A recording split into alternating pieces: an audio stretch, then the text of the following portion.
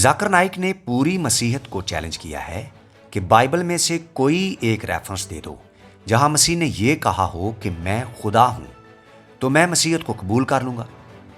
बात यह है कि हमें इससे कोई फर्क नहीं पड़ता कि आप मसीहत को कबूल करें या ना करें। फर्क पड़ना है तो आपकी अपनी ही ज़ात को पढ़ना है, क्योंकि आज तक आपने मसीह के कौन से चैलेंज को कबूल किया है। हम आपको चाहे जितने मर्जी रेफरेंस दिखा दें, आप हर रेफरेंस को तो जुटला देते हो, क्योंकि ज़ाकिर नाइक का एक विजन है कि बाइबल मुकद्दस को पढ़ना है तो सिर्फ नुक्ताचीनी के लिए, गलतियां निकालने के लिए, बाइबल मुकद्दस को जुटलाने के लिए और दीन मसीहत को झूठा साबित करने के लिए। यह है मुतालिया ज़ाकिर नाइक साहब का।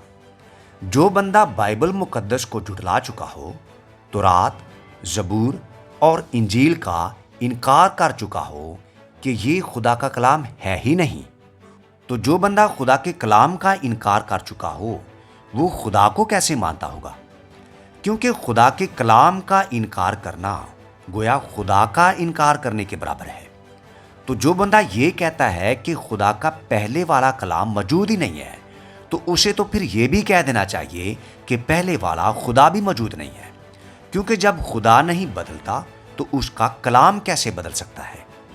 तो जो शख्स बाइबल मुकद्दस को आम किताब समझता हो, तौरात, ज़बूर और इंजील को आम किताब समझता हो, इससे बड़ी अहमकाना और बात इस दुनिया में और क्या हो सकती है। क्योंकि हम समझ चुके हैं ज़ाकिर नाइक के मकसद को, उनके टारगेट को, उनके गोल को, उनके विजन को, कि उनका टारगेट क्या है।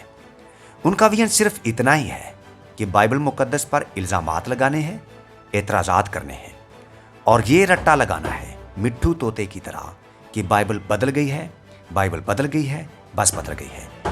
इससे आगे और कुछ नहीं कहना है।